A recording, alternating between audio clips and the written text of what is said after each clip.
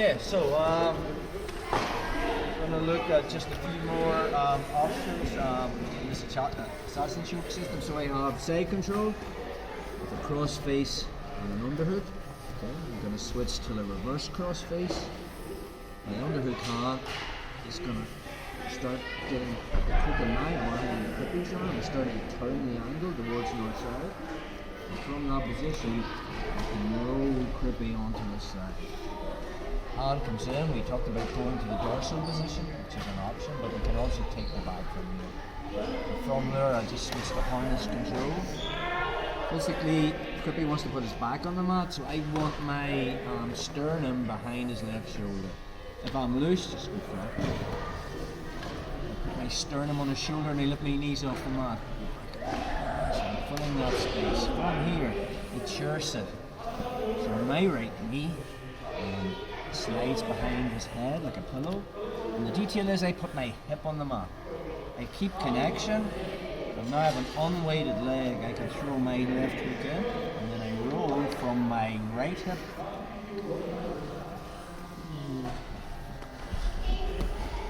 So last time, or these last few sessions, okay, we've got direct grips. From there it'll be stuffed, and then I can tie this up and then look for the crucifix. That was one option.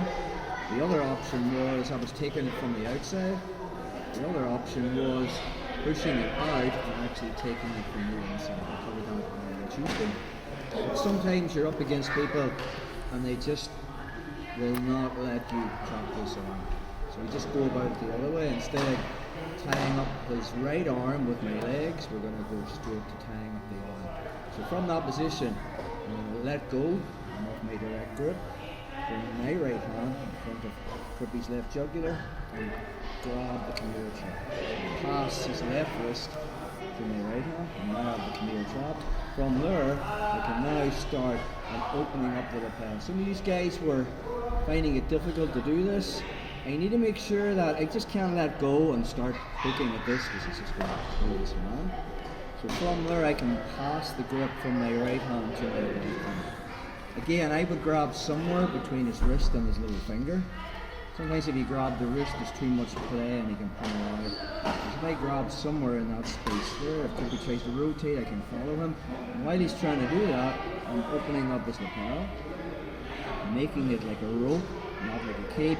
I'm passing it to my left hand with a hand down grip. Okay? And then we start to attack the choke. He will make the grip. You want to really fake the choke. As he starts to pull my hand down, again, that's going to give me the setup. So instead of tying this up first, I'm going to tie this up first. Nothing's really changed from here. Okay, I just take my hook off. If he doesn't hop over, I just kick him in the legs. Into the usual stuff from here. Again, we talked about bringing this leg in here, and hooking, stop the butt scoop. It is in the system, I'm just not a big fan of it.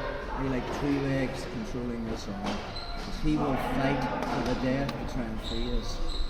If you've got 2 hands, his 2 arms tied up, all he has is a tuck chin. So again, from that position, we pull out the lapel. We get the V part out, we bring it behind the back of my head and we lean in back. And then from my position, we can bring it over the shoulder and we can go it.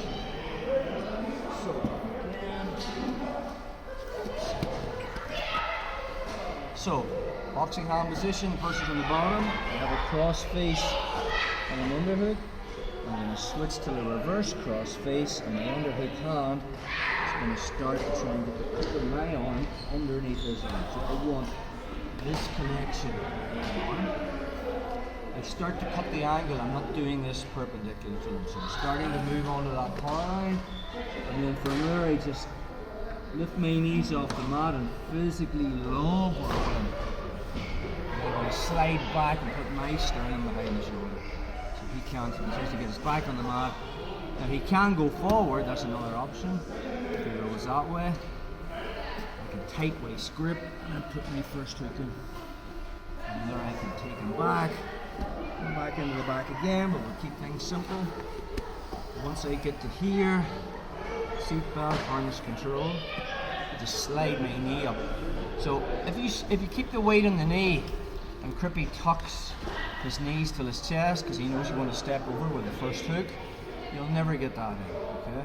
You have to physically sit on your hip. Okay, that gives your leg unweighted. And now from there I can kick over, put that first hook in. Notice the way I'm on my right hip. I'm rolling laterally to my left. Go on.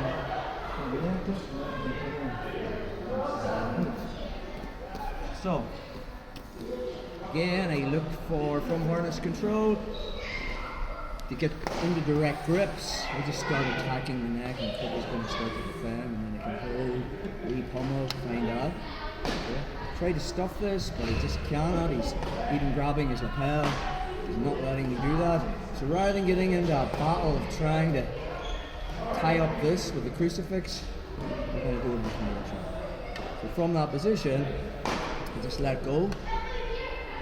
Bring my right arm from over his right shoulder to over his left shoulder, and then I release and grab with my arm. So I've got the Kimura trap on that midside. Now from there I'll pass the grip back to my left hand, pull out his lapel, feed it, and make that grip. Take your time. If you're careless with this and he gets the hand out, it's just more work that you have to do. And now to tie this up, we just go for the shoot. He will defend. If he doesn't defend, I just have the shoot. He will defend, really sell it, and then just let go. Okay. Once I'm there, drop the bottom hook. A lot of the times he will butt scoop over to try and escape, and now we have the crucifix. Again, I like that sizzling action on the leg. Pushing down on the wrist, shoulder pressure here. Okay. And then from there, we're trying to open up the lapel. Maybe always go for the right shoulder first to get the reaction. If he doesn't react, I have it. If he does react, lift your hips. Some chokes. 2 roots, right shoulder or left shoulder. Just do that, guys.